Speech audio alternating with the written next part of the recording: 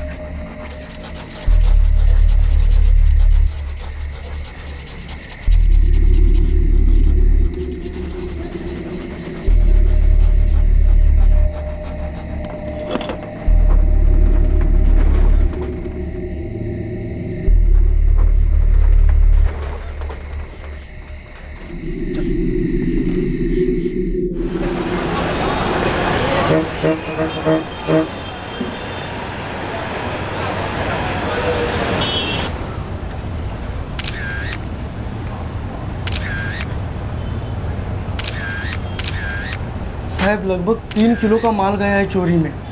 अभी तो CCTV camera लगाया था। चोरांना माहिती होतं, तभी सीसीटीवी बंद किया उन्होंने। हो, इसीलिए सबसे पहले उन्होंने बाहर का सीसीटीवी कैमरा तोड़ा और अंधेरे का फ़ायदा उठा के अंदर आ गए और सारा सीसीटीवी फुटेज भी ले गए, जो भी रिकॉर्ड किया था सब कुछ। आप लोगों को किसी पे शक है? ऐसा लगता तो नहीं, लेकिन क्या कहे साहब, हो भी सकता है। एक काम करा, अपने सारे वर्करों की लिस्ट, उनका नंबर, एड्रेस और सारी डिटेल्स इधर दे दो। ठीक है साहब। और चोरी में जो भी गहने चोरी हुए हैं उनकी लिस्ट भी। ठीक है सर। बोला ब्रेसलेट्स, चांदी से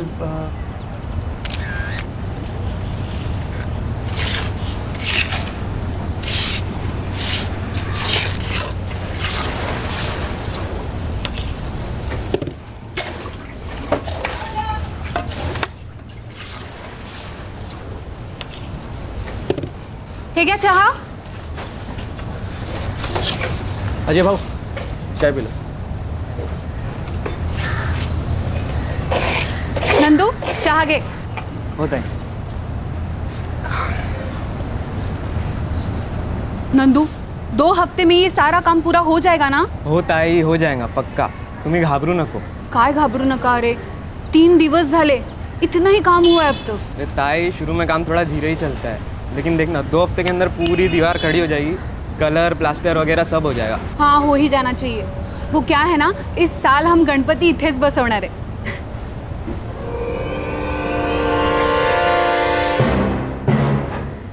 कुठे होता तू रातला? अरे साहब आप सुनो ना साहब, अरे उस रात मेरी इधर था ही ना साहब। डंडे पड़ेंगे ना, डंडे तेरे को। तो एक ही कहानी बार बार दोहराएगा तू? अरे साहब सुबह कोलम से वापस आए, आज शप्पा साहब।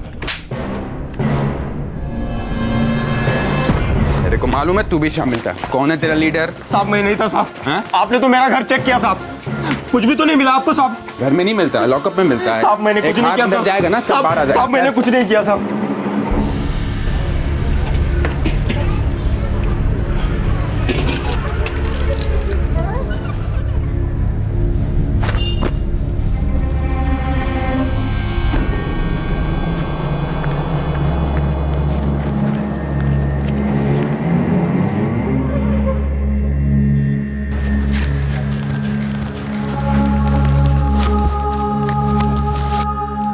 प्रदीप पिटलं पाहिजे.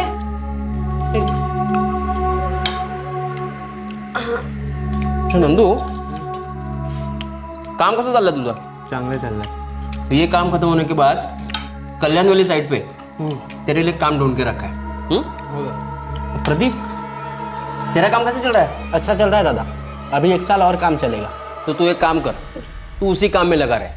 कर्जत वाली साइड पे एक काम है जिसे मैं देख लेता हूँ। हो चालेल. बस बस मैं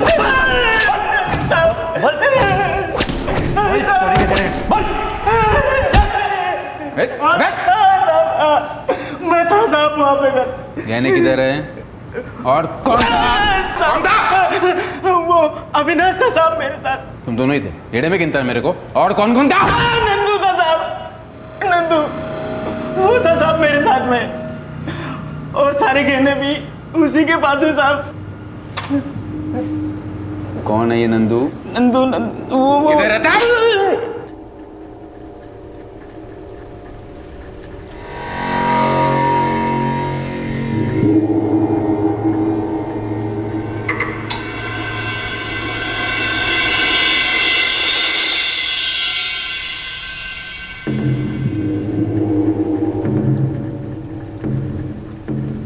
तीन भाइयों का एक परिवार, सभी कंस्ट्रक्शन साइट में काम करने वाले दिहाड़ी मजदूर थे। सबसे छोटा भाई, जिसके पास फिलहाल एक घर के काम का छोटा सा ठेका था, उसका नाम अब एक ज्वेलरी शॉप की चोरी में सामने आया था।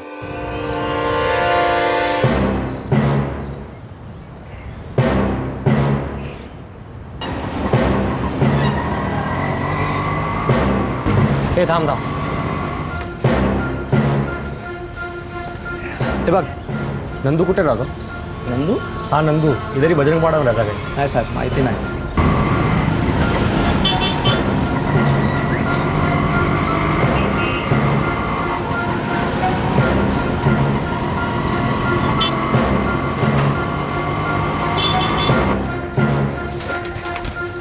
अरे यहाँ कोई नंदू बोल के है?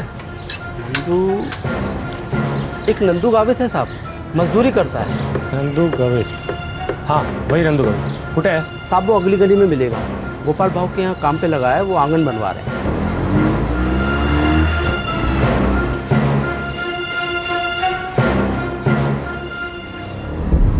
हे थांब थांब थांब थांब थांब. हे इकडे नंदू कोण आहे? वो साहब मियाँ है. तू है? चल क्या हो साहब? मैंने क्या किया साहब? साहब कहाँ लेके जा रहे हो साहब? सो रही है, ज्वेलरी शॉप में चोरी की इसने. क्या बात कर साहब? मैंने कोई चोरी नहीं की. नाटक करता है मेरे साथ. चमड़ी उधर के रख दूंगा यहीं पर. मैंने कोई चोरी नहीं की साहब, मैं तो मजदूरी करता हूँ. ये चले गब्बर, चल चल खड़ा चल चल. साहब आपको कुछ गलतफहमी हुई है, हम तो कब से एक साथ में काम करते हैं. अच्छा, इसका मतलब तू भी चोर है? तुम सब भी मिले हो इस चोरी में? साहब काय झालं साहेब? ताई देखो ना, ये लोग बोल रहे हैं मैंने चोरी. साहेब नंदू हमारे यहाँ काम करता है, वो चोरी नहीं कर सकता. तुम्हाला सगळं माहिती आहे? हाँ, घेऊ का तलाशी तुम्हारे घर की? इसका भाई भी दिहाड़ी मजदूरी का ही काम करता है साहब. ये अच्छा है हाँ? दिन में मजदूरी और रात्रि चोरी हाँ? ये चल चल ना चल. साहेब थांबा साहेब. अरे जाओ तो साहेब. साहेब साहेब ऐका माझा साहेब. साहेब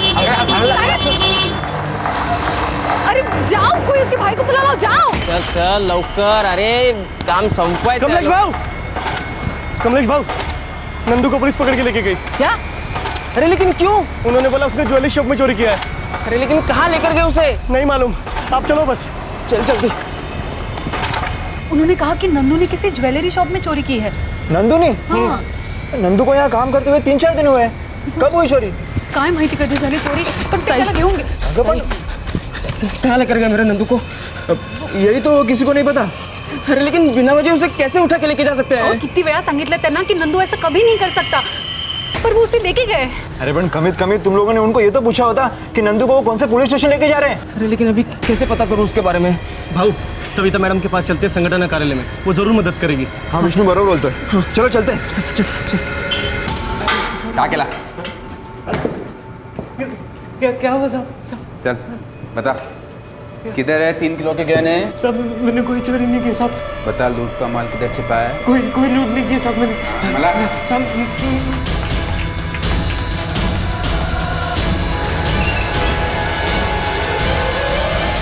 आप लोगों को नहीं पता है कि उसे कौन से थाने लेकर गए हैं? नहीं मैडम, वो बस जल्दी जल्दी उसे रिक्शा में बिठा कर लेकर गए. ऐसे में तो बहुत मुश्किल हो जाएगा उसे ढूंढना. बघा, हमारे एरिया में आसपास 6 पुलिस थाने हैं. कुठे कुठे शोधणार त्याला? मैडम मेरी मदद कीजिए, मेरा भाई बेकसूर है, सिर्फ 16 साल का है वो लोग उसे मारते मारते लेकर गए. हाँ मैडम, उसे मारते मारते लेकर गए वो. एक काम कर सकते हैं, उन सारे पुलिस थानों में चलकर देखते हैं. हो सकता है कहीं ना कहीं मिल जाए. या फिर ये पता लग जाए कि उसे कहाँ लेकर गए. ठीक है, चला. चोरी रात में हुई थी, दिन में नंदू मजदूरी करता था।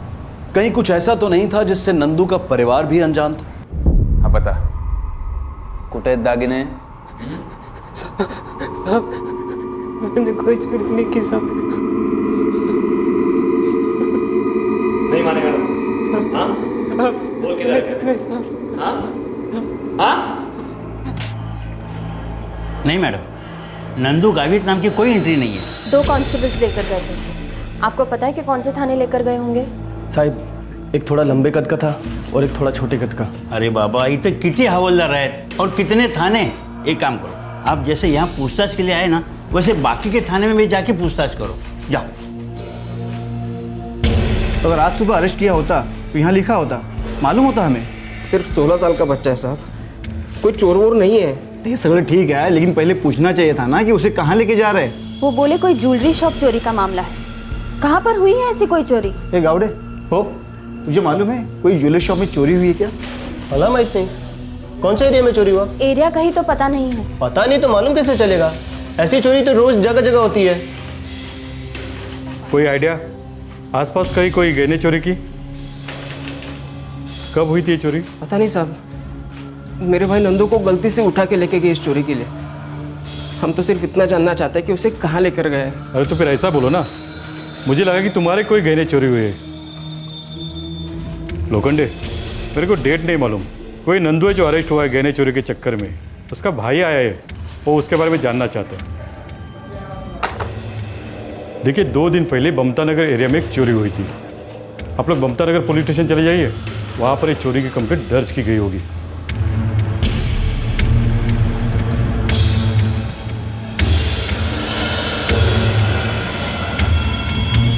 नहीं, किसी नंदू गावित नाम की यहाँ एंट्री नहीं है। ज्वेलरी शॉप की चोरी की रिपोर्ट इसी थाने में दर्ज हुई है ना? हाँ दर्ज हुई है, मगर उसके बारे में किसी नंदू गावित को नहीं पकड़े। 2 हवलदार आए थे, मेरा भाई जहाँ पर काम करता है ना, वहीं से उसे उठा कर लेकर गए। उन दोनों हवलदार में से किसी का नाम आपको पता है? नहीं साहब, ना किसी ने पूछा ना उन्होंने बताया। कैसा पता चलेगा? यहाँ कस्टडी में नहीं है, डायरी में उसका नाम नहीं है, मतलब उसको इधर नहीं लाया।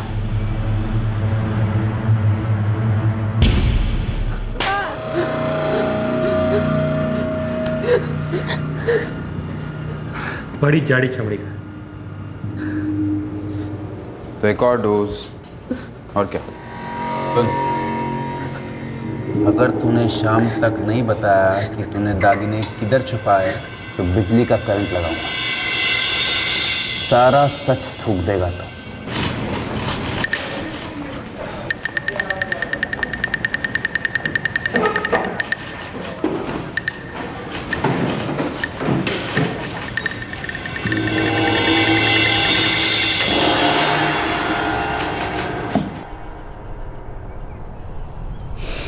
न जाने कहाँ ले गए उसे, किस हाल में होगा मेरा बच्चा। किसी को नहीं पता कि उसे कौन से पुलिस स्टेशन लेकर गए। लेकिन सबको छोड़ के नंदू पे ही क्यों शक किया उन लोगों ने?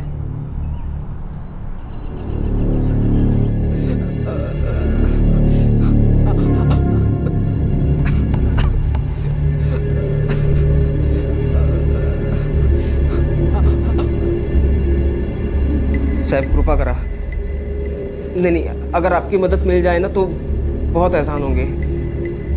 नहीं साहब, आप नंदू को बचपन से जानते हैं ना, बचपन से जानते हैं। नहीं वो ऐसा कभी नहीं कर सकता।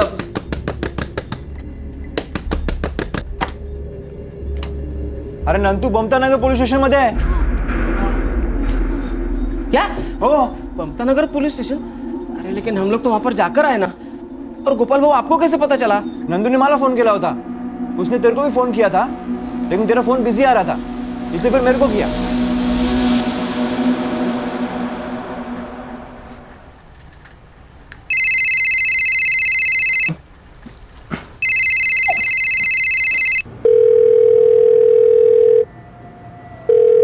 हेलो गोपाल भाऊ, नंदू बोल रहा हूँ। नंदू? अरे नंदू आयस कुठे तू? तेरा भाई तेरे को ढूंढने के लिए सारे थानों के चक्कर काट रहा है। मैं बमता नगर थाने में हूँ। कमलेश दादा को बोलो कि वो मुझे आकर ले जाए। ये लोग मुझे छोड़ रहे। दादा को फोन लगाया लेकिन लग रहा नहीं है। हाँ ठीक है, तू काळजी करू नकोस, मैं अभी कमलेश को बताता हूँ। जल्दी आ भाऊ।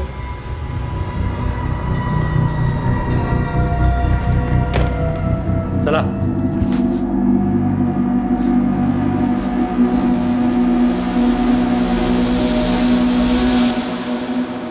नंदू बहुत कमजोर और डरा हुआ लग रहा था। जाओ जल्दी जाओ, उसे वो छोड़ रहे हैं।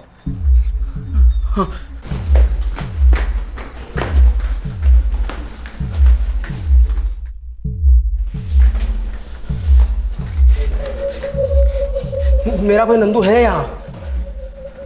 आए लेकिन दोपहर को जब मैं आया था तब तो आपने वो दोनों हवलदारी तो लेकर गए थे नंदू को अपने साथ। कहाँ है नंदू? लॉकअप में ये मात्र बस सोडे त्याला या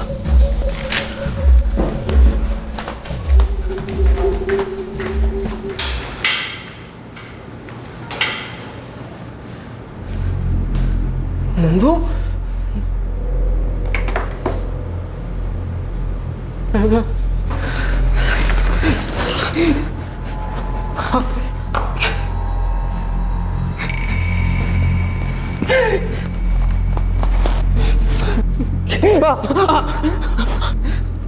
दादा, इन लोगों ने मेरे को बहुत मारा।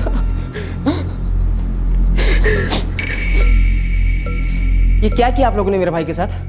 क्यों किया ऐसा? बोलू नको, संदिग्ध आहे ये। आणि या आता मी याला सोडतोय, लेकिन कल इसे थाने में आके हाजिरी देनी होगी। और हाँ, तुम सब लोगों के घर की तलाशी भी लेंगे हम लोग। अरे लेकिन क्यों?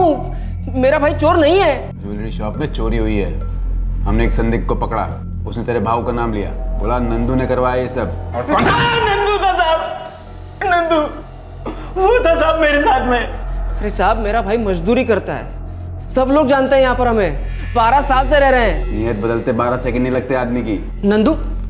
नंदू तो उस इलाके का पुराना बदमाश है, नंदू खुपरे। मतलब आप लोग नंदू खुपरे को ढूंढ रहे थे और उसके बदले मेरे भाई को उठा कर लेकर आए, क्योंकि इसका नाम भी नंदू है। हमें खबर मिली थी कि जो चोरी में गहने लूटे गए हैं वो नंदू के घर छिपाए गए हैं। वो था साहब मेरे साथ में, और सारे गहने भी उसी के पास है साहब। कौन है ये नंदू? हो नंदू तो जेल में है। किसी चोरी के मामले में अंदर गया। मतलब बेल पे बाहर आया फिर चोरी किया? चेक करना पड़ेगा, वो बजरंगपाडा इलाके का है। हे बघ, नंदू कुठे राहतो? नाही साहेब, माहिती नाही। हाँ बोल मात्रे। वो नंदू कुपरे तो अभी भी जेल में ही है। इसका मतलब ये कोई और नंदू है तो जरूर को नंदू ही। चल पता करते हैं। चला। एक नंदू गावित है साहब, मजदूरी करता है। बरा, उसने बोला कि कोई नंदू गावित है। यार यही वो नंदू। चल।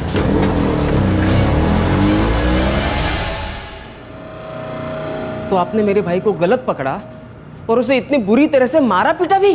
जबान संभाल के बोलने का। हाँ, संदिग्ध है ये।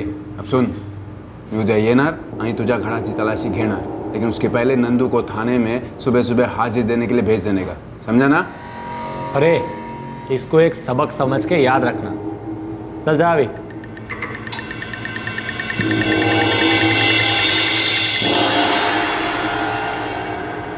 ऐसा लग रहा था कि ये मामला मिस्टेकन आइडेंटिटी का है। नंदू को शायद एक संदिग्ध के रूप में गलती से उठा लिया गया था और फिर उसे धमकी भी दी गई थी कि उसे अगली सुबह थाने में आकर हाजिरी देनी होगी। हिरासत में नंदू पहले ही बहुत तकलीफ झेल चुका था। हाजिरी की धमकी से वो कांप उठा और ये एक दुखद अनहोनी की वजह बन गई।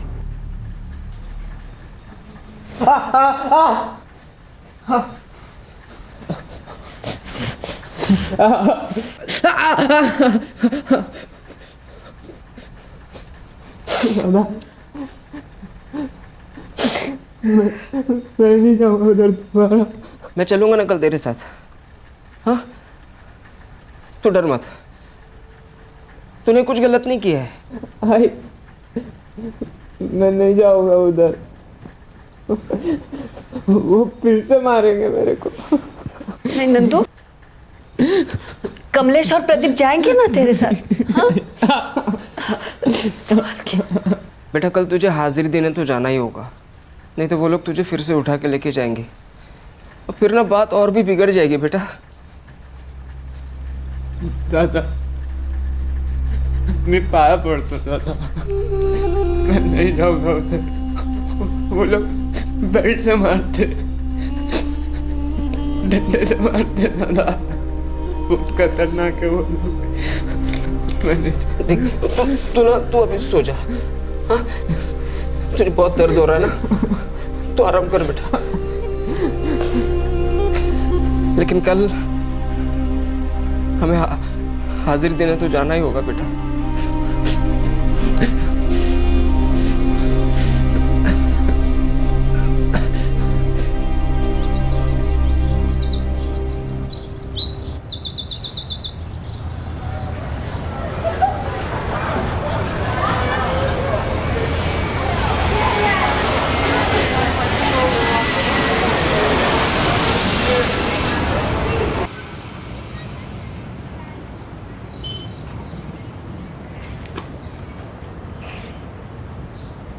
नंदू बेटा हाजिरी के लिए तैयार हो जा।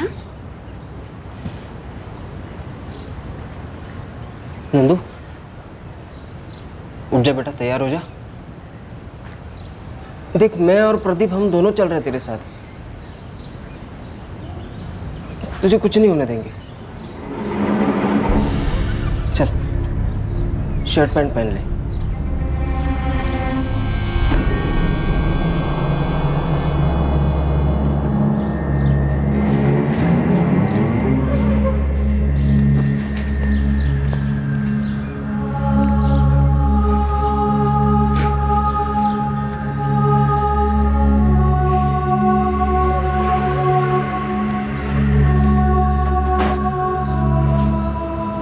मैं कपड़े बदल के आता हूँ।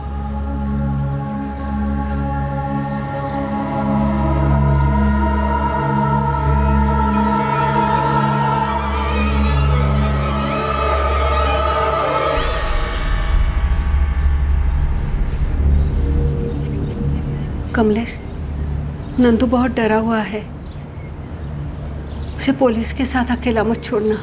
मैं एक मिनट के लिए भी नंदू को अपनी आंखों से अलग नहीं होने दूंगा। छोटा भाई है मेरा, मेरे बेटे जैसा है। वो लोग हमारे साथ जो चाहे कर सकते हैं। किसी के यहाँ कुछ चोरी हो गया तो उन लोगों ने मेरे बच्चे को मारा, लेकिन किसी को कोई फर्क नहीं पड़ा। हम गरीब लोग जिंदगी भर तकलीफ में जीते हैं और उन लोगों को लगता है कि इनको और थोड़ी तकलीफ देती तो क्या फर्क पड़ेगा। बेटा तैयार हुआ कि नहीं? नंदू देर हो रही है, बाहर आ जा।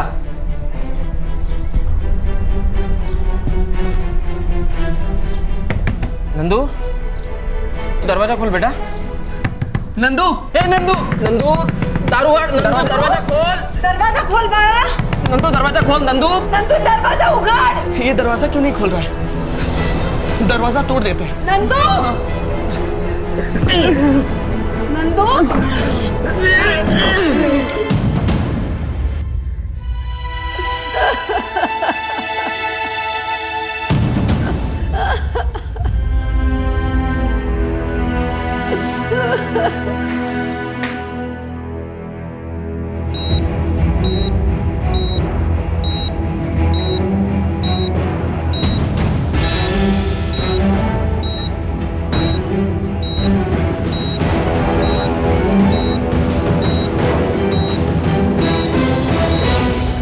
सजा इन लोगों को जरूर मिलेगी।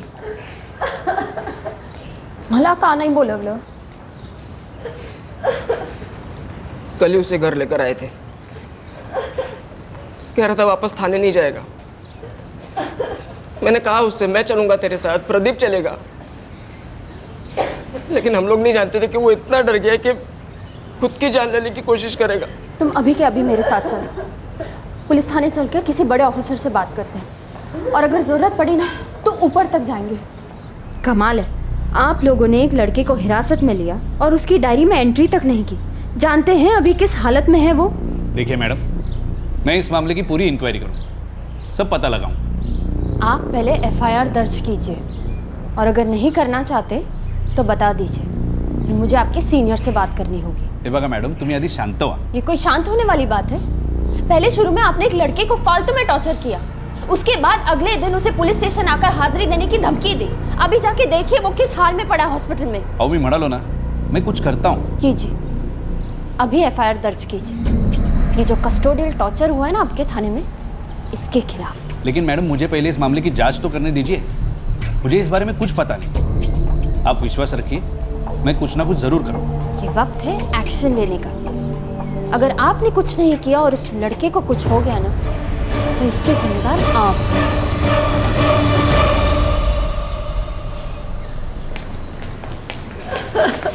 देखिए, लड़के की हालत बहुत सीरियस है, इंटरनल ब्लीडिंग भी बहुत हुई है और नसें भी फट गई हैं। लेकिन वो ठीक तो हो जाएगा ना? कुछ ऑपरेशंस करने होंगे, बस इतना ही कह सकता हूँ कि अभी उसकी हालत बहुत नाजुक है।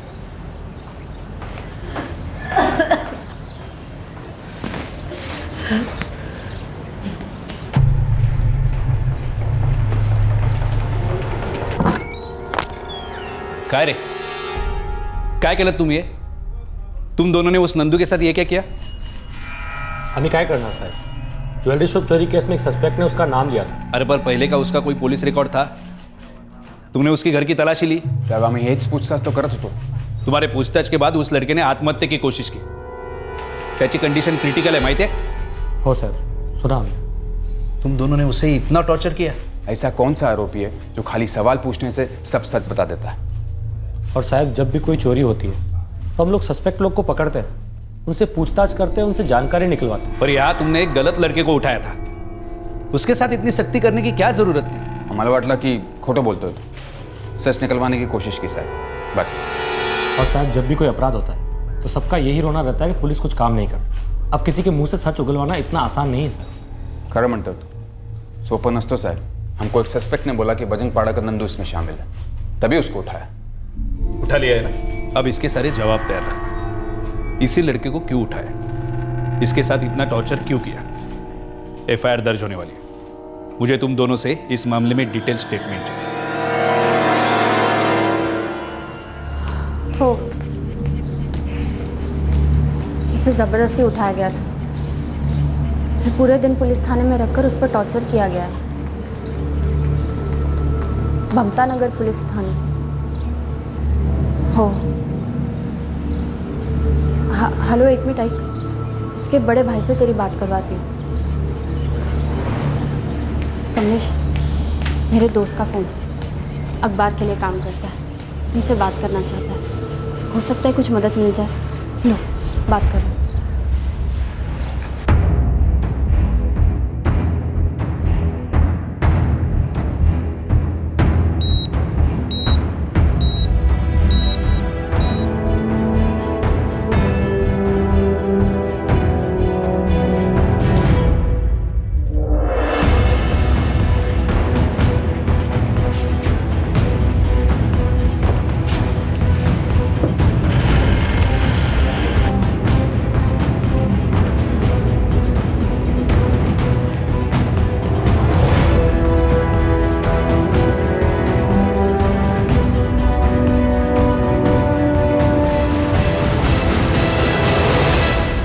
सर, नंदू गावित एक सस्पेक्ट था।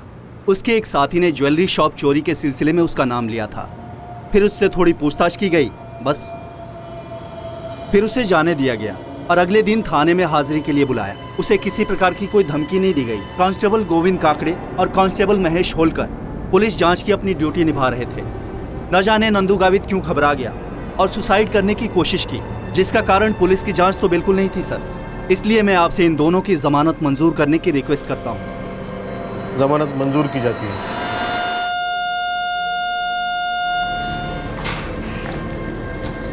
वो उतनी चोटें सहन नहीं कर पाया, दिमाग में ऑक्सीजन की सप्लाई भी बंद हो गई। वो ठीक तो है ना? वो अब नहीं रहा।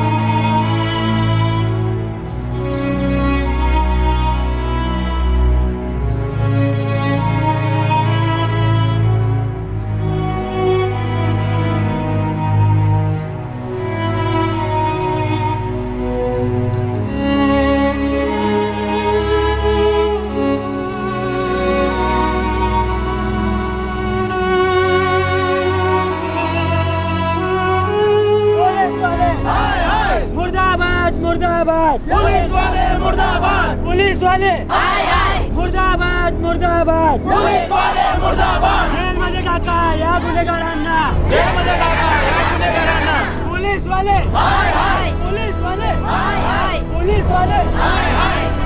साहब बाहर खूप गर्दी जमली आहे, ऐसा लग रहा है पूरी बस्ती यहाँ आई है। पकड़ा या गुन्हेगार हवालदारांना, पकड़ा या गुन्हेगार हवालदारांना, पुलिस वाले हेलो, पुलिस वाले। Good afternoon sir. Okay sir. संगठन वाले कमिश्नर ऑफिस के बाहर प्रदर्शन कर रहे हैं। ते दोघं जण कुठे आहेत? Constable Govind, constable Mahesh. साहेब त्यांचे सेल फोनही बंद आहेत। सिर्फ एक दिन के विरोध प्रदर्शन के दबाव में आकर ये मामला क्राइम ब्रांच के हवाले कर दिया गया है। क्राइम ब्रांच ने दोनों हवलदारों गोविंद काकड़े और महेश होलकर के खिलाफ अबेटमेंट टू सुसाइड यानी आत्महत्या के लिए उकसाने का आरोप लगाया है।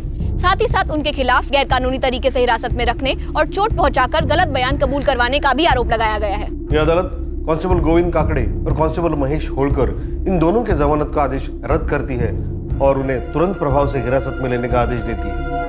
आत्महत्या के लिए उकसाने के आरोप के बाद अदालत ने उन दोनों हवलदारों की जमानत खारिज कर दी है। उन्होंने अब हायर कोर्ट में एंटिसिपेटरी बेल की रिक्वेस्ट की है। अदालत अपना फैसला देने से पहले नंदू गावित की पोस्टमार्टम रिपोर्ट का इंतजार करेगी। पुलिस का कहना है कि ये दोनों हवलदार इस वक्त कहां हैं, इस बात का उन्हें कुछ मालूम नहीं है। फिलहाल ये दोनों पहुंच से बाहर हैं।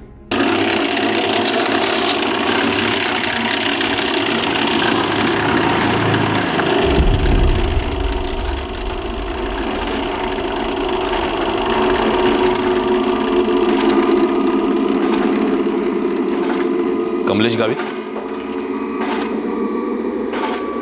जी, ये केस वापस ले लो। मेरे पास तुम्हारे लिए एक अच्छा ऑफर है। कैसा ऑफर? 3 लाख। 3 लाख मेरे भाई के लिए? 11 साल पहले हमारे बाबा गुजर गए। तब से मैंने उसे पाला पोसा। मेरा भाई नहीं, बेटा था वो मेरा। जो भी हुआ गलत हुआ, लेकिन अब कुछ भी कर ले वापस तो नहीं आएगा ना वो। तो ये मामला घसीट के क्या फायदा? और तुम केस जीत भी जाओगे तो क्या मिलेगा? पैसा रख ले, काम आएगा। हाँ, पैसे तो काम आएंगे। हम लोग गरीब जो हैं, पैसों की कीमत हमसे ज़्यादा और कौन समझ सकता है। लेकिन हम लोग मेहनत से और ईमानदारी से पैसा कमाते हैं। चाहे कितने बुरे हालात क्यों ना हो, हम लोग बेईमानी कभी नहीं करते। मेरा भाई नंदू भी बहुत ईमानदार था। उसने कभी चोरी नहीं की, चुपचाप काम करता था। लेकिन तुम लोगों ने उसे चोर ठहराया। मैं तुम्हारा दुख तकलीफ समझता हूँ, लेकिन जरा सोचो, वक्त के साथ ये तकलीफ ये दुख सब दूर हो जाएगा। लेकिन ये लड़ाई ये केस चलती रहेगी, घसीटती रहेगी, न जाने कब तक। और तुम्हें भी चूसती रहेगी, घूट घूट करके पी जाएगी। एक बात मानो, ये पैसा ले लो, हमारे काम आएगा।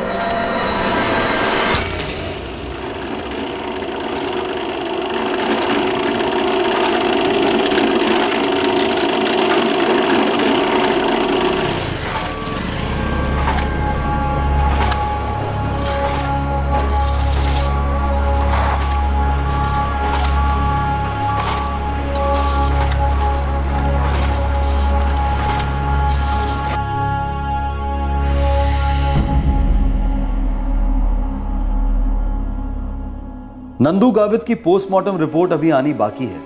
कांस्टेबल महेश और गोविंद को एंटिसिपेटरी बेल दे दी गई है। नंदू के भाई को कई बार केस वापस लेने के लिए कहा गया, लेकिन नंदू का भाई और उसका परिवार इस तरह के किसी भी दबाव में नहीं आए। एडमिनिस्ट्रेशन का उसके परिवार को मदद का वादा अब भी खोखला वादा ही है। ज्वेलरी शॉप की चोरी का मामला अब भी सुलझना बाकी है, जिसकी वजह से ये सब शुरू हुआ।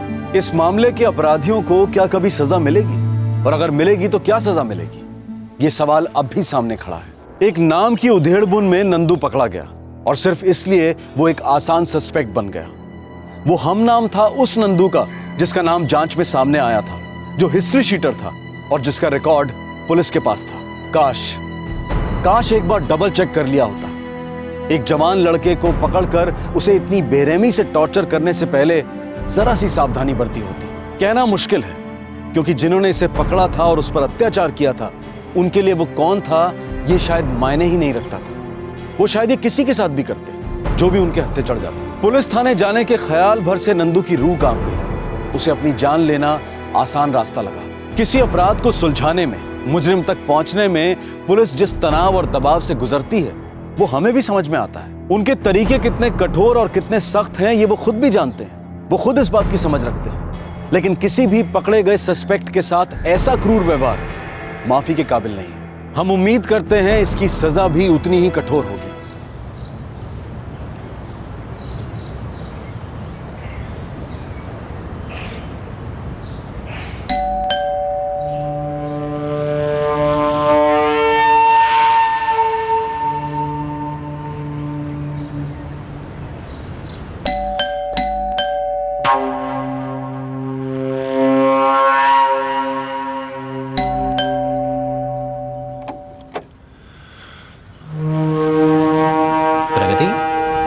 क्या हुआ बेटा?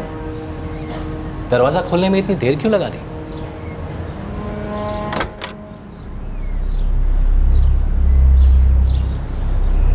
क्या बात है प्रगति बेटा? इतनी घबराई हुई क्यों? तुम तो जानती हो ना। Absolutely sir. जी सर। सर वो मैंने आपके सब कार पेपर्स चेक कर लिए हैं। आप कभी भी आके अपनी कार डिलीवरी ले सकते हैं। सर तो क्या मैं एक्सपेक्ट करूं कि कल आके आप अपनी कार डिलीवरी लेंगे?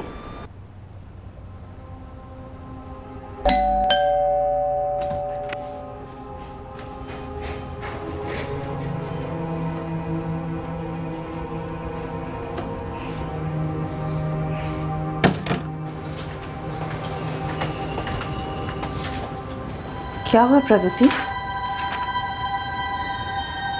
क्या हुआ? क्या बोलूं? मेरे बोलने का कुछ फ़ायदा है?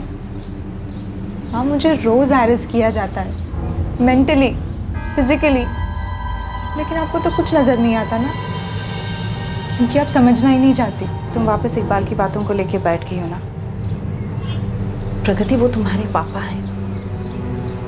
हाँ मैं मानती हूँ वो तुम्हारे सगे पापा नहीं है, लेकिन ऐसे बार बार उन्हें ब्लेम करके मुझे भड़काना बंद करो बेटा। जब तुम्हारे सगे पापा ने हमारी जिंदगी नर्क कर दी थी ना, तो यही इकबाल हमारे लिए खड़े हुए थे। अब अपनी ये कहानियां बनाना बंद करो प्लीज।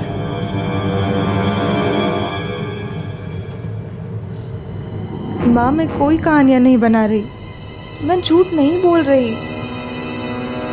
कैसे बताऊँ आपको कि मैं किस नर्क में सांस ले रही हूँ। वीना सोच रही थी कि प्रगति का अपने सौतेले पिता इकबाल के लिए ये आक्रोश सिर्फ इसलिए है क्योंकि प्रगति वीना की दूसरी शादी से शायद नाराज थी। वीना कभी मान ही नहीं सकती थी कि इकबाल उसकी बेटी के साथ कोई गलत काम कर सकता है, जैसा कि प्रगति कह रही थी, क्योंकि इकबाल ही वो इंसान था जो वीना की हर मुसीबत में उसका सहारा बना था।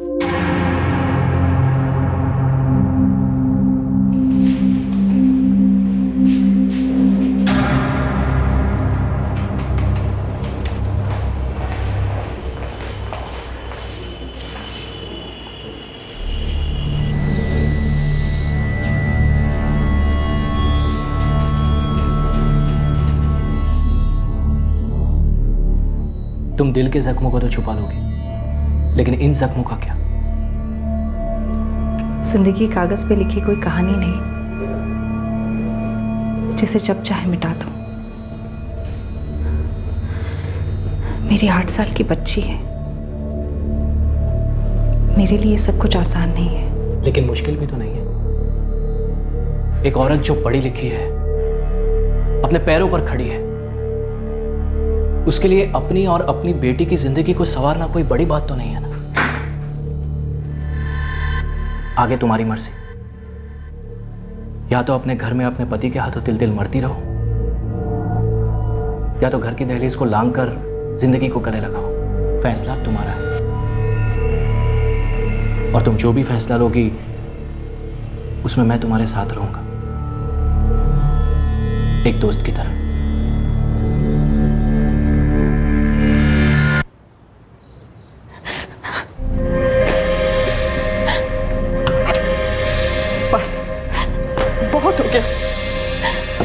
और बर्दाश्त नहीं होती है जिल्लत की जिंदगी।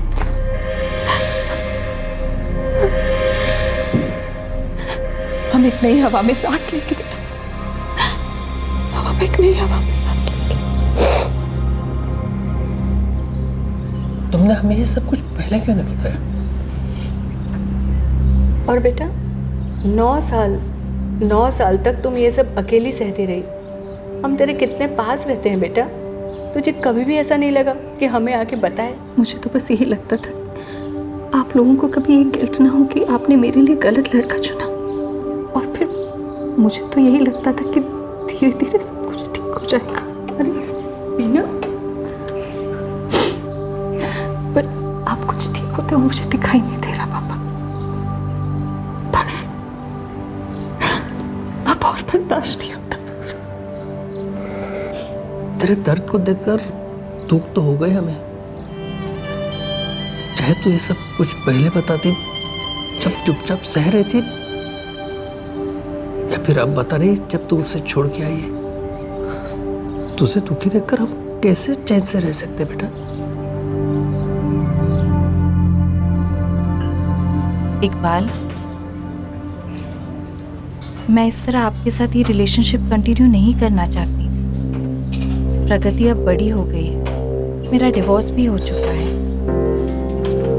मैं नहीं चाहती कि लोगों की बातों का गलत असर उस पर पड़े। I don't have any choice. या तो हम शादी कर लेते हैं या फिर इस रिलेशनशिप को यहीं पे रोक देते हैं। मैं तुमसे प्यार करता हूँ वीणा, और हर कदम पर तुम मुझे अपने साथ पाओगी। इस साथ का मुझे कुछ नाम चाहिए इकबाल, कोई मतलब चाहिए। अल्लाह, फौजिया 14 की है और साजिया सिर्फ 12 की।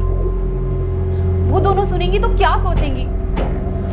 इकबाल, आप अपने ही हाथों से अपने हंसते खेलते परिवार को उजाड़ने की बात कर रहे हैं। देखो नसरीन, मैं वीणा से प्यार करता हूँ और उसे निकाह कर रहा हूँ। तुम्हें जो सोचना है वो सोचो। तो ठीक है, जो आपके दिल में आए वो आप कीजिए, पर हम आपसे एक बात कह देते हैं कि हम उस औरत को अपने इस घर में कभी दाखिल नहीं होने देंगे, और तो और आपकी कंपनी में भी कभी काम नहीं करने देंगे। अगर तुम यही चाहती हो तो यही सही।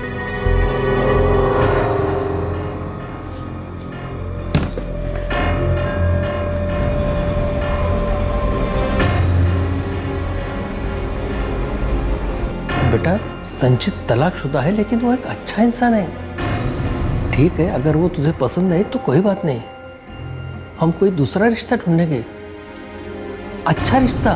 हाँ बेटा, लेकिन ये इकबाल ही क्यों? मैं इकबाल से प्यार करती हूँ और उसने हर कदम पे मेरा साथ दिया है। शादी के लिए बहुत से अच्छे लड़के मिल जाएंगे, लेकिन ये आप लोग जैसे सोच रहे हैं ऐसा कुछ भी नहीं है। इकबाल ने मुझे प्रॉमिस किया है कि वो ना ही मुझे धर्म बदलने के लिए कहेगा और ना ही प्रगति को। प्लीज आप समझने की कोशिश कीजिए। मैं जो भी कुछ कर रही हूँ सोच समझ के कर रही हूँ।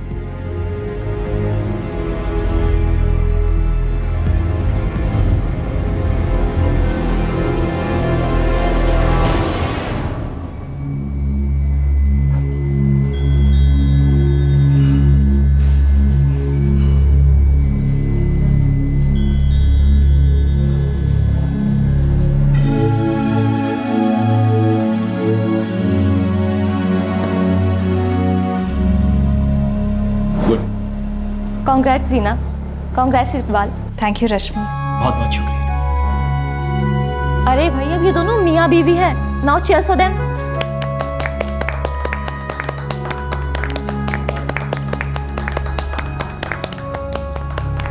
वीना इकबाल से प्यार करती थी, और वो भी आंखों पर पट्टी बांधकर। अपने खास लोगों के मुंह से उसने इकबाल के बारे में बहुत गलत बातें सुनी थी, लेकिन वो इकबाल से इतना प्यार करती थी कि उसे इकबाल में सिर्फ वही दिखता था जो वो देखना चाहती थी।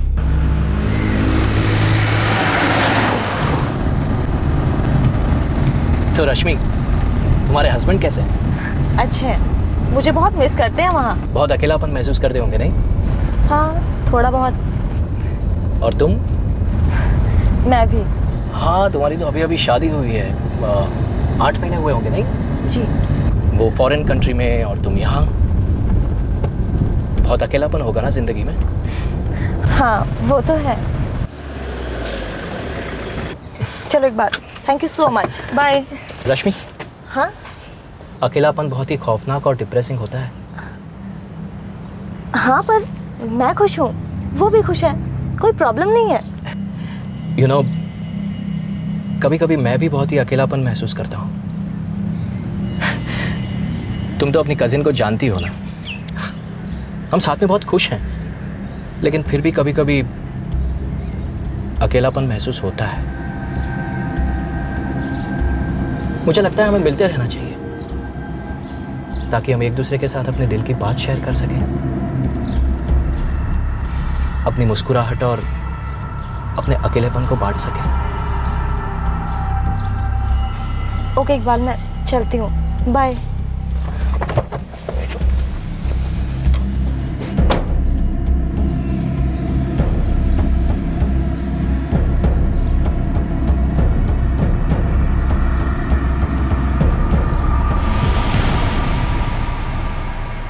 प्रगति आ जाओ बेटा, खाना तैयार है।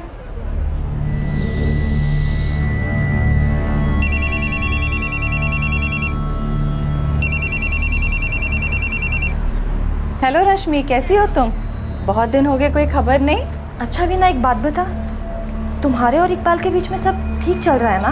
हाँ, क्यों? नहीं, वो इकबाल आज मेरे ऑफिस आए थे, मुझे घर तक लिफ्ट भी ऑफर की, पहले भी कर चुके हैं। हाँ तो पता है मुझे, तुम्हारे बॉस भी तो उनके क्लाइंट ही है ना? वीना, वो इकबाल बहुत दिनों से मुझे कुछ हिंट देने की कोशिश कर रहे हैं, पता नहीं मुझे तुम्हें ये बात बतानी चाहिए भी या नहीं।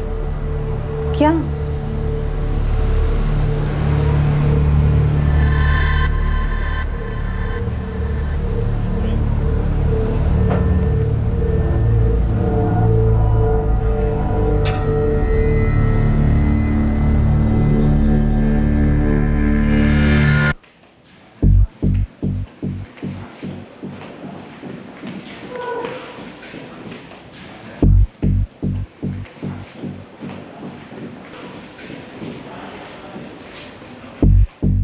क्या? ये रश्मि की प्रॉब्लम क्या है? वो सोच भी कैसे सकती है कि मैं उसके साथ कुछ ऐसा करना चाहता हूं? वो पागल हो गई है क्या? और उसके साथ साथ तुम्हारा भी दिमाग खराब हो गया? हाँ? मैं तो वही कह रही हूँ जो उसने मुझसे कहा। यू नो वॉट मीना, तुम्हारे घर वालों ने कभी मुझे अपना समझा ही नहीं। मुझे हमेशा यह एहसास हुआ है कि वो हमें अलग करने की कोशिश कर रहे हैं, और ये रश्मि भी यही कर रही है, हमें अलग करने की कोशिश कर रही है। उसने तो मुझे ये भी बताया कि आपने उससे कहा कि आप बहुत अकेला फील करते हैं।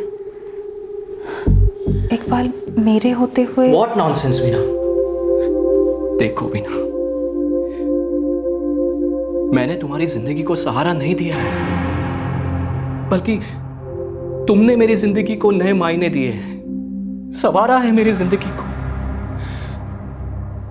और मैं जानता हूं कि यह रश्मि ऐसा क्यों कर रही है।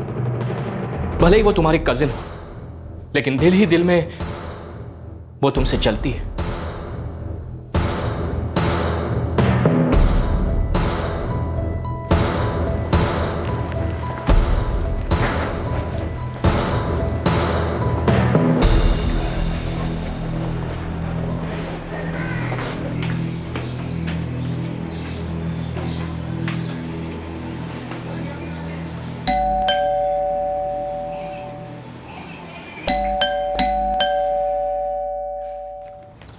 ये गिफ्ट्स तुम दोनों के लिए।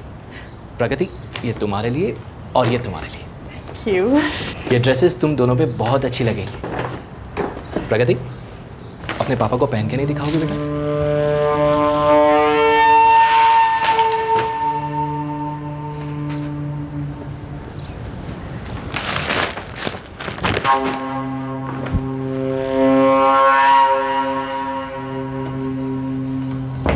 ये क्या तरीका है? माँ, आप चाहती थी ना कि मैं बाहर आऊँ, मैं बाहर आई और उस आदमी ने मुझे जो दिया मैंने आपके लिए चुपचाप रख लिया। तुम्हारे पापा तुम्हारे लिए कपड़े लेके आए हैं, अपनों को इतना ईगो दिखाना ठीक नहीं है बेटा, बस कपड़े ही तो पहन के दिखाने हैं। आपका इकबाल कोई पहली बार मेरे ड्रेस लेकर नहीं आया है। वो तुम्हारे पिता हैं। सौतेले पिता। ठीक है, मान लिया वो तुम्हारे सौतेले पिता हैं, लेकिन बेटा ये ड्रेसेस तो तुम्हारे लिए हैं। 3 साइज छोटी ड्रेस। हर बार वो मेरे लिए इतने छोटे कपड़े क्यों लाता है? क्योंकि वो मेरी बॉडी को इन छोटे छोटे कपड़ों में देखना चाहता है माँ। आपको ये बात समझ में नहीं आती है ना? दिमाग में कचरा भर के रखा है तूने। खुले दिमाग से सोचना सीख प्रकृति, प्लीज।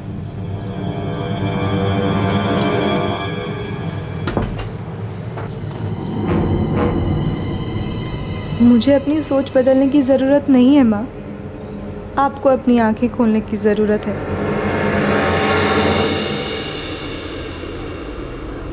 इकबाल, प्रगति के बिहेवियर के लिए आई एम रियली सॉरी। उसमें सॉरी कहने की क्या ज़रूरत है? होता है, वो टीनेज में है और इस उम्र में बदलाव आते हैं, फिजिकली, मेंटली, हर तरह के। प्लीज़ तुम ये सब बातों को सीरियसली मत लो और उसे समझने की कोशिश करो। इकबाल, पता नहीं क्यों वो ऐसी बातें करती है मेरा दिल दुखाने के लिए। तुम्हें पता भी है वो कैसे? मीना, वो इतना कुछ पढ़ती है, इतना कुछ देखती है, कहानियाँ तो बनाएगी ना। और वो हर हफ्ते अपने असली पिता से भी तो मिलने जाती है, और वो इंसान तुम्हें कभी खुश नहीं देखना चाहता मीना। पता नहीं वो प्रगति को क्या क्या सिखाता होगा। इसलिए प्लीज़ तुम ये सब बात अपने दिमाग में मत लाओ। बस तुम खुश रहा करो, क्योंकि तुम्हारी खुशी में ही मेरी खुशी है।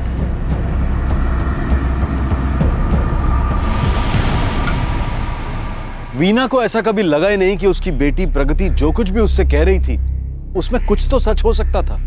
और दूसरी तरफ प्रगति की हालत ऐसी थी कि वो ये बात अपनी मां के अलावा और किसी को नहीं बता सकती थी कि उसके साथ क्या हो रहा था। इकबाल के बुरे बर्ताव की खबरें वीना को अक्सर मिलती रहती। वीना थोड़ी देर के लिए सुनकर परेशान तो होती, लेकिन उसने कभी भी इन बातों पर यकीन नहीं किया।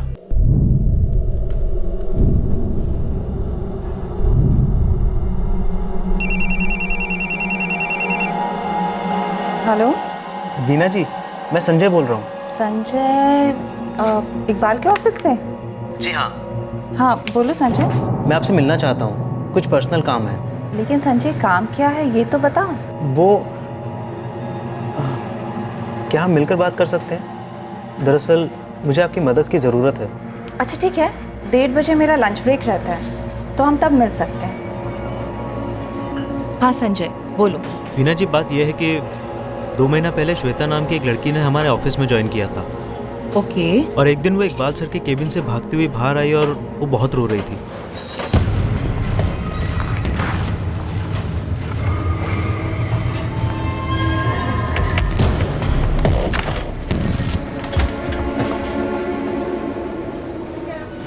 श्वेता, क्या हुआ?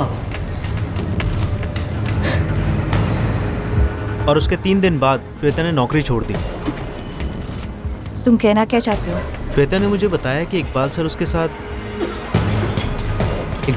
साथ फिजिकल होना चाहते थे। वो उसे अपने केबिन में बुलाते थे, इधर उधर हाथ लगाते थे, उसके सामने गंदे गंदे प्रपोजल्स रखते थे, उसे बाहर बुलाते थे, ऐसी ऐसी बातें करते थे जिसे सुनकर किसी को भी शर्म आ जाए। और श्वेता ने पुलिस कंप्लेन इसलिए नहीं की क्योंकि उसे लगता था कि इस सब से उसकी ही इज्जत उछलेगी। तुम्हें ये मदद चाहिए थी मुझसे? तुम्हारी बातों में अगर जरा भी सच्चाई है ना तो जाओ इकबाल से डायरेक्टली जाके बात करो, या फिर उस लड़की से कहो कि वो इकबाल से जाके बात करे। वो लड़की अब वापस नहीं आएगी। वीना जी, मैंने आपको ये सब सिर्फ इसलिए बताया है क्योंकि आप इकबाल सर की वाइफ हैं। मुझे ऐसा लगता है तुम ये सब कुछ मुझे मेरे कान भरने के लिए बता रहे हो। मेरे मन में मेरे पति के खिलाफ जहर घोल रहे हो। मुझे नहीं पता तुम्हें यहाँ पे किसने समझा बुझा के भेजा है, पर मैं सिर्फ ये कहना चाहूंगी संजय कि ये हथकंडे तुम कहीं और आजमाना। चलती हूँ मैं।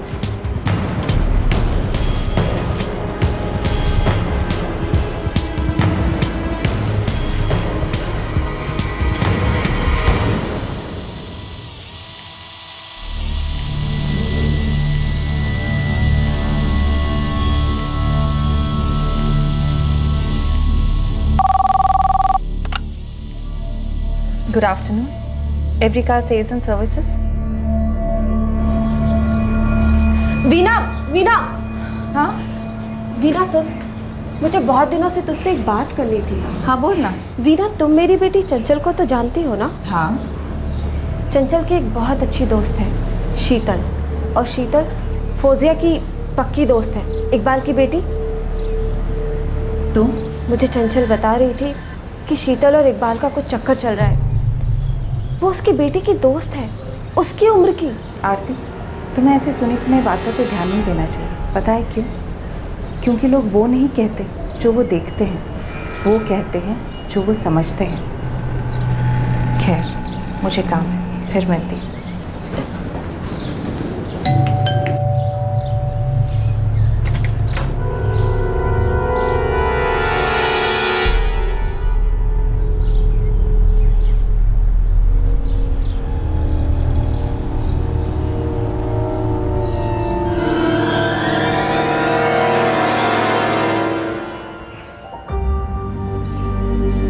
प्यारी माँ, मैं जानती हूँ कि मेरे पापा एक बहुत ही बुरे इंसान थे, लेकिन सच तो ये है कि उनसे कहीं बुरा इंसान तो ये इकबाल है। हर रोज़ जब ये अकेले में मेरे साथ होता है, उस वक्त मुझे घुटन होती है। ये रोज़ मेरा फ़ायदा उठाता है, अपने गंदे हाथों से मुझे छूता है। लेकिन आपको ना तो कुछ नज़र आता है और ना ही आप मेरी बात पर यकीन करेंगी, क्योंकि इसने आपके ऊपर जादू कर रखा है। आप उसके मन में मेरे लिए प्यार तो देख पाती हैं, लेकिन वो हवस नहीं देख पाती जो इसकी आंखों में मेरे लिए है। आपको मेरी बात पर यकीन नहीं है ना? लेकिन जब मैं ये दुनिया छोड़कर चली जाऊंगी, तब आप मेरा यकीन ज़रूर करेंगे।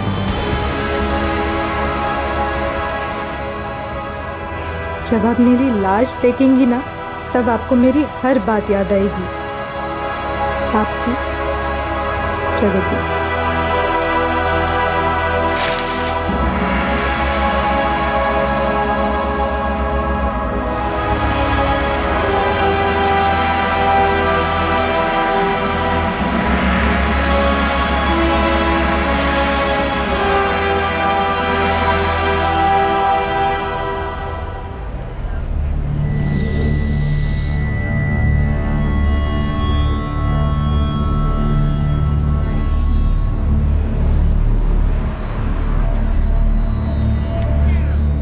जी, वो जावेद के घर वाले दिसंबर तक निकाह कर देना चाहते हैं। अरे वाह, ये तो बहुत ही अच्छी बात है। फौजिया का क्या कहना है? लो भाई, इनकी मुस्कुराहट ने तो सब कुछ कह दिया, अब देर किस बात की? हाँ कह दो नसरीन, ये हमारे घर का पहला निकाह होगा, बड़ी धूमधाम से मनाएंगे।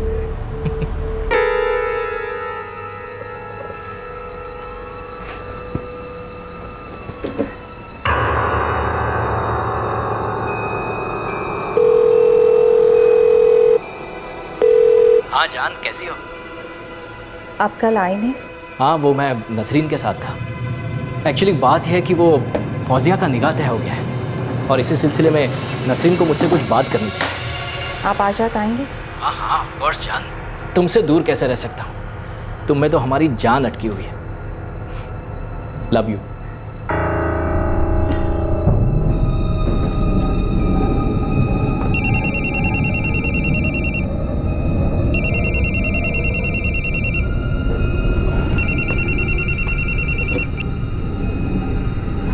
बोलो रश्मि। वीना प्लीज मेरे ऑफिस आ जाओ और इकबाल को साथ लेकर आना। क्या हुआ रश्मि? बस यहाँ पे आ जाओ और प्लीज उसे साथ लेकर आना। पर हुआ क्या है ये तो बताओ। बस तुम उन्हें लेकर यहाँ पे आ जाओ, वरना ये मैटर पुलिस तक पहुँच जाएगा। अच्छा अच्छा ठीक है, मैं अभी आती हूँ।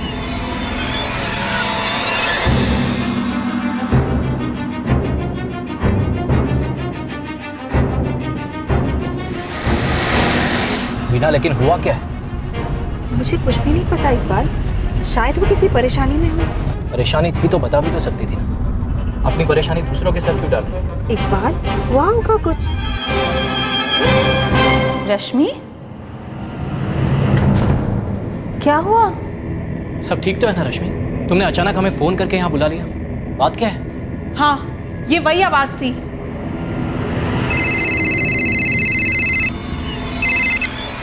हेलो, मैं रानी शर्मा से बात कर सकता हूँ? जी बोल रही हूँ। सुजीत शर्मा आपके हस्बैंड है ना? जी, आप कौन? ये आप क्या कह रही हैं? मैं कुछ समझा नहीं।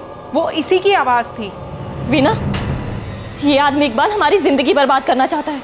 इसने रानी मैम को फोन किया और कहा कि मेरे और इनके पति यानी कि मेरे बॉस के साथ मेरा अफेयर चल रहा है। क्या? ये तुम क्या कह रही हो रश्मि? हाँ, मैं दावे के साथ कह सकती हूँ कि वो इसी की आवाज़ थी। मैडम जरा अपने पति पर नजर रखिए। उसके ऑफिस में जो रश्मि है ना, आजकल दोनों बहुत घुल मिल रहे हैं। कहीं ऐसा ना हो कि वो रश्मि इतनी घुल मिल जाए कि आपको ही दोनों दूध में से मक्खी की तरह निकाल फेंके। आगे आपकी मर्जी। हेलो हेलो, ये क्या बकवास है? कोई आपको फोन करके आपके साथ बेहुदा मजाक करने की कोशिश करता है, उसमें मैं बीच में कहां से आ गया? और रश्मि, तुम मुझ पर इल्जाम लगा रही हो? रानी जी ने यहाँ आकर मुझे और सुजीत सर को बहुत भला बुरा कहा, लेकिन जब इन्होंने बताया कि किसी ने फोन करके इन्हें ये सब कहा है तो मुझे समझने में 1 मिनट भी नहीं लगा कि घटिया करतूत इस इंसान की है। इसकी दाल मेरे आगे तो गली नहीं, इसलिए मैंने तुम्हें इसके साथ यहाँ पर बुलाया। सब बकवास है, सब बकवास। ये सब तुम इसलिए कर रही हो क्योंकि तुम कभी नहीं चाहती थी कि मैं और वीना शादी करें, इसलिए हमारे रिश्ते को तोड़ने की कोशिश करती रहती। लेकिन इन सब में तुम मेरी फैमिली को क्यों ला रहे हो? मैडम, मुझे नहीं पता कि आपको कौन फोन कर रहा था। मुझे तो लगता है कि ये सारा खेल रश्मि खेल रही है क्योंकि वो अपनी बहन से जलती है। तुम बहुत ही घटिया इंसान हो। रश्मि, ये मेरे पति हैं। वीना, थैंक्स वीना, एटलीस्ट तुम तो इनके बहकावे में नहीं आ रही हो। मुझे तो लगता है कि ये सब मिलकर हमारे रिश्ते को तोड़ने की कोशिश कर रहे हैं। वीना, तुम अंधी हो रही हो। बिल्कुल नहीं रश्मि, बल्कि अब तो सब कुछ मुझे साफ साफ नजर आ रहा है। तुम बार बार मेरे और इकबाल के बीच दूरियां पैदा करने की कोशिश कर रही हो, और ये एक बार नहीं हुआ है, ये दूसरी बार तुम हम दोनों के बीच जहर घोलने की कोशिश कर रही हो। हाँ वीना, याद है तुमने मुझे कहा था वो कार में ड्रॉप करने वाली बात? सच तो यह है कि यही मुझ पे डोरे डाल रही थी, इसी ने मुझे बुलाया था और अब पूरी बात ही घुमा दी। एनीवेज, इनसे मुंह लगने का कोई फायदा नहीं। Let's go.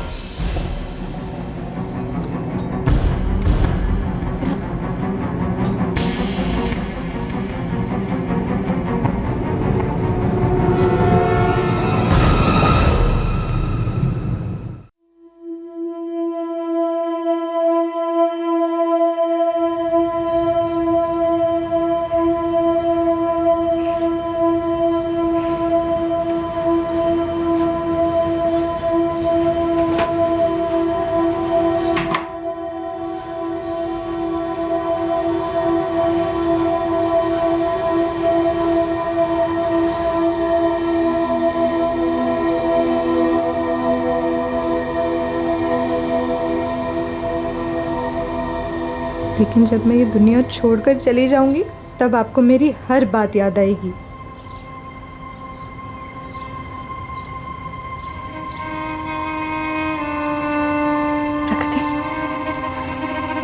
प्रगति, प्रगति,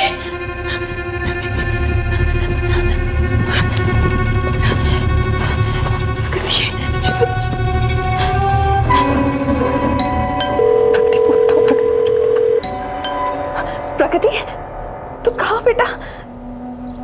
दरवाजे पर हूँ माँ, कब से बेल बजा रही हूँ।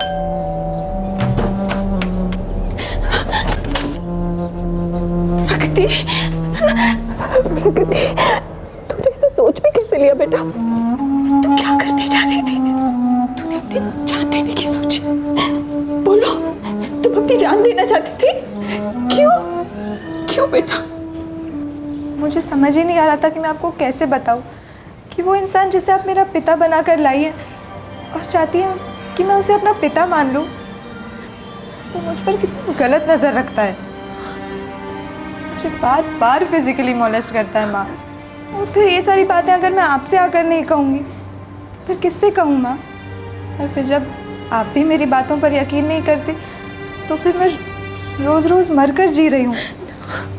क्या करूँ मैं माँ, क्या करूँ? क्या मैं प्रगति के साथ छेड़खानी करता हूं? अपनी बेटी को मॉलेस्ट करता हूं? मैं इसके ऊपर हाथ रखकर कसम खाता हूं वीना कि ये सिर्फ और सिर्फ एक झूठ है। तू मुझे छोड़ के जाना चाहती हो ना? जाओ, पुलिस में कंप्लेन करना चाहती हो, बेशक करो, मुझे बदनाम करना चाहती हो ना, करो, लेकिन खुदा के वास्ते मुझसे ऐसे बेबुनियाद इल्जाम की सफाई मत मांगो प्लीज। बिना, मैं 2 बेटियों का बाप हूं, मेरी बड़ी बेटी का निकाह होने वाला है। प्रगति कहती है कि मैंने उसके साथ ऐसी जलील हरकत की।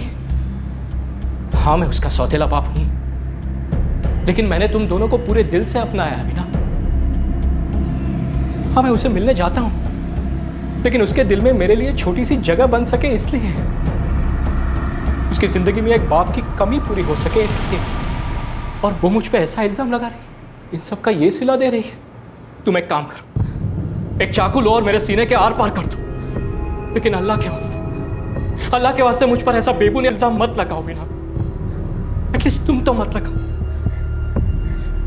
मैं दुनिया से लड़ लूंगा, लेकिन अगर तुम अपनी नजरों में मुझे गिरा दोगी तो मैं मर जाऊंगा मैं। हैरत होती है कि वो ऐसा भी कर सकती है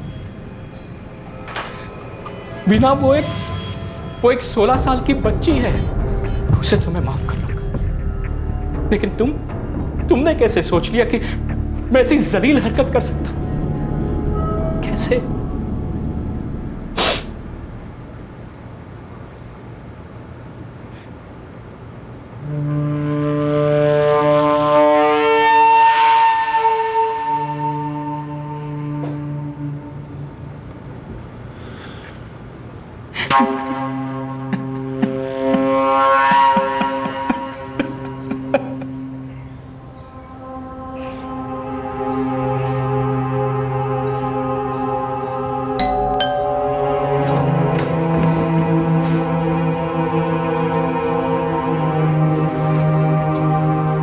क्या हुआ माँ?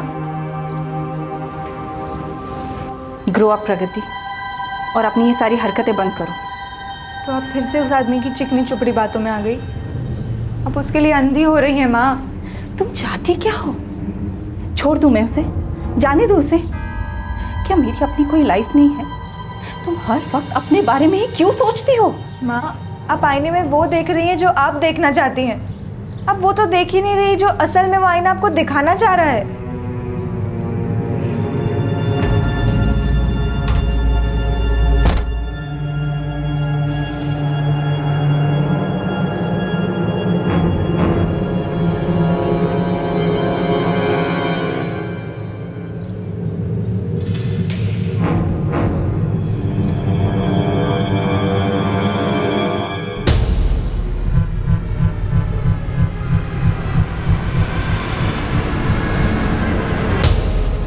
क्या सब इकबाल के खिलाफ कहानियां बना रहे थे? ऐसी क्या बात थी कि सबके बार बार इकबाल के खिलाफ बोलने के बाद भी वीना का इकबाल पर विश्वास अटल था? क्या सच कभी वीना के सामने आ पाएगा? वैसे सवाल यह भी है कि सच आखिर था क्या?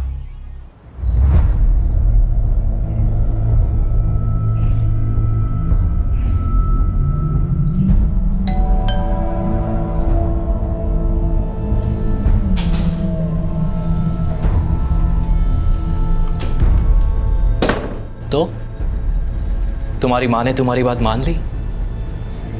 नहीं ना, मानेगी भी नहीं, क्योंकि वो सिर्फ मुझ पर यकीन करती है। तुम एक बहुत ही नीच इंसान हो। ये सब कहने का क्या फायदा प्रगति?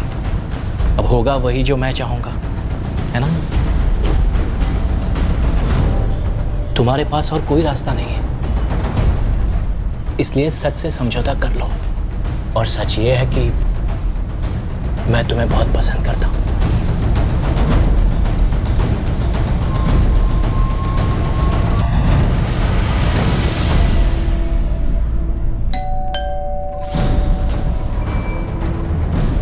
अरे, अब जब तुम जान ही गई हो कि तुम्हें इसी सच के साथ जिंदगी गुजारनी है, तो कम से कम दरवाजा मुस्कुरा के तो खोला करो।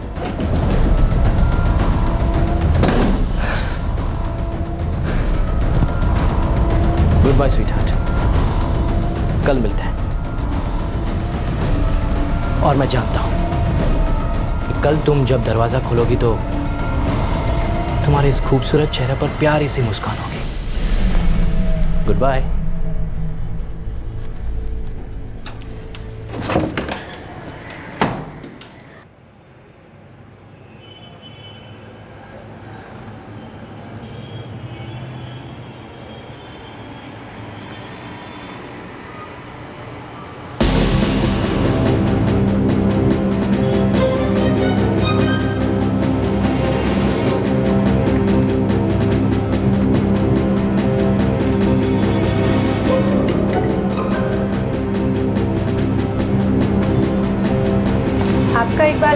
आने पर। हाँ, लेकिन तुम उन्हें पापा कह के बुलाओगे तो सुनने में ज़्यादा अच्छा लगेगा। अब तक तो आप सिर्फ सुनती आई थी और मैं जानती हूँ अब सुनी सुनाई बातों पर तो यकीन नहीं करती। आज देख भी लीजिए कि ये पापा रोज अपनी बेटी के साथ क्या करते हैं। तो तुम्हारी माँ ने तुम्हारी बात मान ली? नहीं ना, माने की भी नहीं, क्योंकि वो सिर्फ मुझ पर यकीन करती है।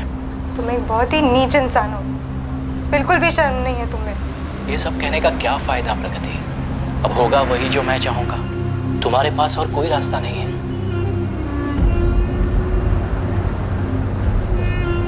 इसलिए सच से समझौता कर लो। और सच ये है कि मैं तुम्हें बहुत पसंद करता हूं। और मैं जानता हूं कि कल तुम जब दरवाजा खोलोगी तो तुम्हारे इस खूबसूरत चेहरे पर प्यारी सी मुस्कान होगी।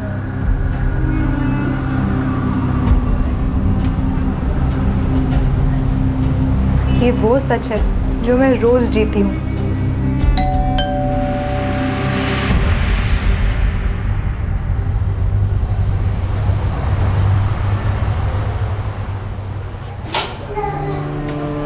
हाय बेटा, क्या बात है, बड़ी अच्छी खुशबू आ रही है। वीणा, क्या बन रहा है खाने में?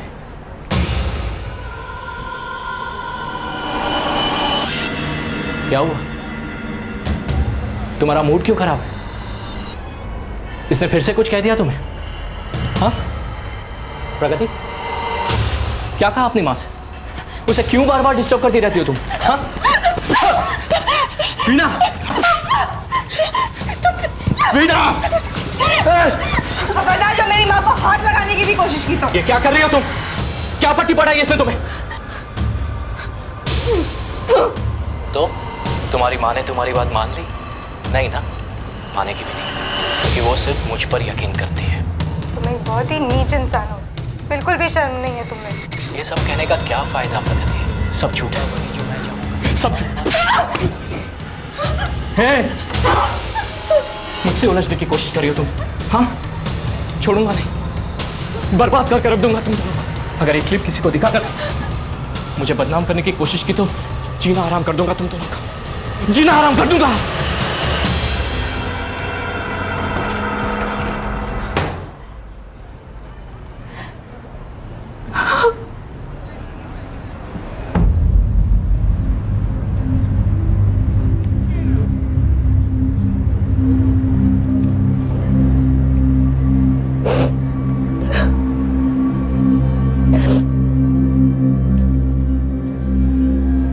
वीणा, मैं तुमसे भीख मांगती हूँ। पुलिस इकबाल को जगह जगह ढूंढ रही है। पुलिस को की गई ये शिकायत वापस ले लो।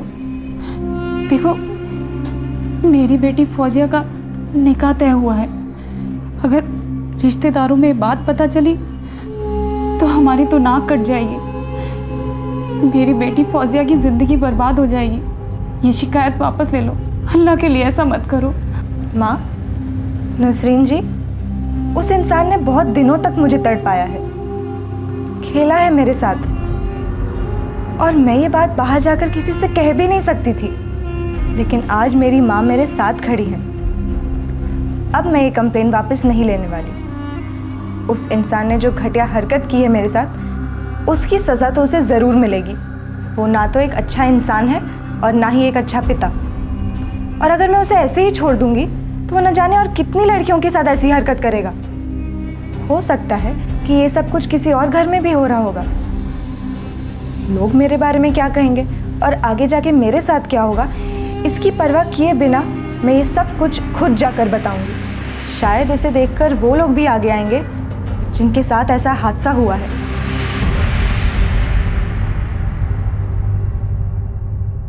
इकबाल को अरेस्ट करने में कुछ वक्त लगा।